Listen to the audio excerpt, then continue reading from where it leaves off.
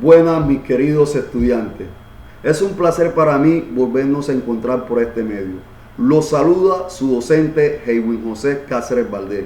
Reciban de mi parte un cordial y afectuoso saludo, e igualmente cada uno de los miembros de su familia. A continuación realizaremos el tutorial de la semana 13 y 14 del segundo periodo. Pero antes de iniciar con estos tutoriales, renovemos la presencia de Dios. Acordémonos que estamos en la santa presencia de Dios y adoremos su santo nombre. San Juan Bautista de la Salle ruega por nosotros. El propósito general del trimestre es explicar y clasificar los componentes de un ecosistema teniendo en cuenta la incidencia del ser humano en la conservación del medio ambiente. Vamos a conocer qué papel juega el ser humano en el medio ambiente, cómo interactúa el ser humano con el medio ambiente. Nuestras dos unidades temáticas a tratar son las siguientes: fotosíntesis y las relaciones ecológicas.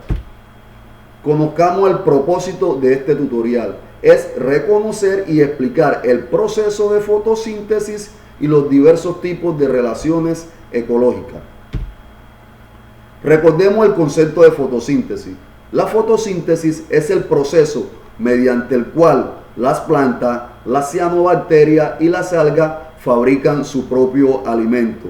La fotosíntesis es una actividad anabólica. ¿Por qué es anabólica? Porque requiere de energía. Además, es una actividad fundamental para los autótrofos. Los autótrofos son aquellos organismos que tienen la capacidad de producir su propio alimento o fabricar su propio alimento.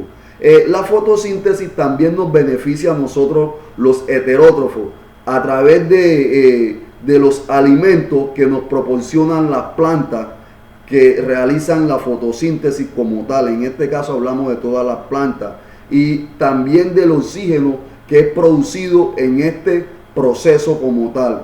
A continuación vamos a conocer el proceso de elaboración del metabólito primario más utilizado por los seres vivos. Vamos a conocer el paso a paso del proceso de la fotosíntesis. En el primer paso vamos a hablar de dos insumos que son fundamentales en este proceso, como es el agua y los minerales. Los minerales o las sales minerales se encuentran en el agua, que son absorbidos a través de los pelos radicales como tal. Ese proceso como tal va a llevar a cabo, o se van a llevar a cabo a través de la vía intracelular o la vía extracelular. Cuando hablamos de la vía intracelular, hablamos que el agua y los minerales se desplazan por el citoplasma de una célula al de la siguiente célula, gracias a un puente citoplasmático que une y comunica a las células vegetales. Aquí podemos observar los pelos radicales o pelos radiculares que se encuentran en la raíz de las plantas como tal. Bueno, cuando hablamos de la vía extracelular, hablamos que el agua y los minerales pasan por las paredes de la célula y se desplazan entre la pared y la membrana celular, de célula a célula, hasta llegar hasta el interior de los tejidos conductores. Cuando hablamos de los tejidos conductores, hablamos de dos tejidos conductores: el xilema y el floema. Acá vamos a hablar lo que es la savia bruta. La savia bruta está conformada por el agua y los minerales, que ahora en conjunto se denominan savia bruta, que llegan hasta el xilema, que lo transporta hacia el tallo y hacia las hojas por proceso de osmosis. Recordemos que el xilema y el floema son conductos de transporte.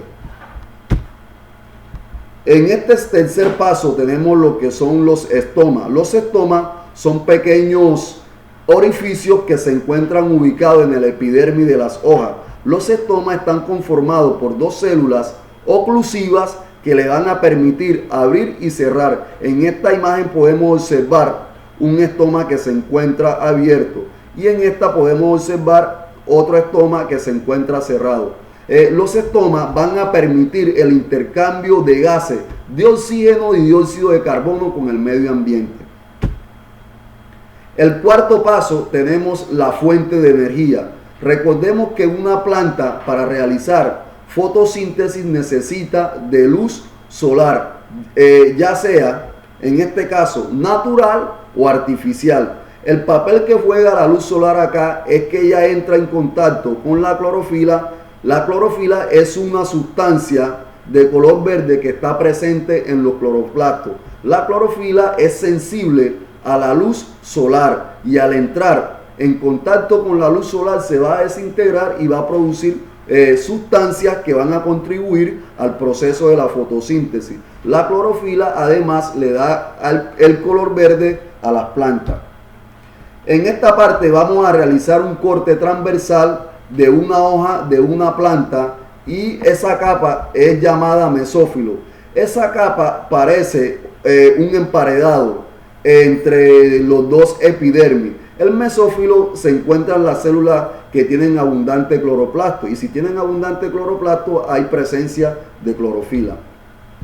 Aquí podemos observar ese corte transversal, podemos observar lo que es el epidermis y el epidermis como tal que parece un emparedado. Observamos los cloroplastos que contienen la clorofila. Tenemos acá los tejidos conductores como es el xilema y el floema. Tenemos también los estromas, que dentro de ellos se encuentran los tilacoides, que son fundamentales para una de las fases que se dan en la fotosíntesis. Acuérdense que la fotosíntesis se lleva en dos fases, la fase clara y la fase oscura. La fase clara tiene lugar en los tilacoides, los tilacoides se encuentran dentro de los estromas. Aquí en la fase clara, la luz solar entra en contacto con la clorofila. Aquí se comienza a utilizar la energía que en forma de ATP como tal. La fase oscura tiene lugar en los estromas como tal y brinda energía al proceso de fijación de dióxido de carbono necesario para fabricar la glucosa. Hay que tener en cuenta en este proceso de fotosíntesis las siguientes conversiones, como son la glucosa, la savia bruta, la savia elaborada, el dióxido de carbono y el oxígeno. En este octavo paso ya tenemos lo que es la savia bruta o los azúcares fabricados, que son enviados a diferentes lugares de las células vegetales donde se necesitan. Y además, si no son utilizados inmediatamente, permanecen en los cloroplastos, donde se convierten en almidón o son conducidos a otras partes de las células donde se almacenan. Por ejemplo, esa sustancia o ese almidón es conducida a los frutos de las diferentes plantas como tal. De esta manera hemos socializado ese proceso de fotosíntesis. Espero que les sirva para resolver las actividades que se encuentran en el taller. Hay que tener en cuenta que para desarrollar el primer punto del taller, yo les pido que ustedes describan el paso a paso que se da en el proceso de fotosíntesis, ese paso que yo le acabé de socializar. Vamos a seguir ahora con el siguiente tema o la siguiente unidad temática, que son las relaciones ecológicas.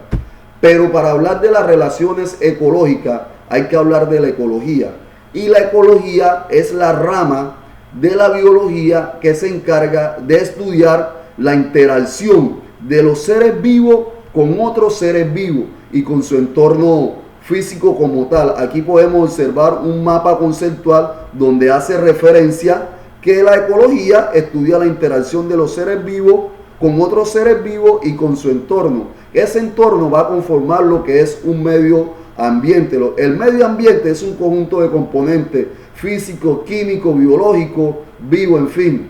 Y tenemos también lo que es dentro de la ecología, lo que es el ecosistema, que es un conjunto o un sistema que está formado por organismos vivos y medio físico donde se dan las diferentes relaciones como tal. Bueno, mis queridos estudiantes, espero que este tutorial les haya servido para aclarar las dudas. Recordemos un dato fundamental acá. Cuando nosotros hablamos de relaciones ecológicas, estamos hablando de dos, lo que son las relaciones interespecíficas y relaciones intraespecíficas. Viva Jesús en nuestro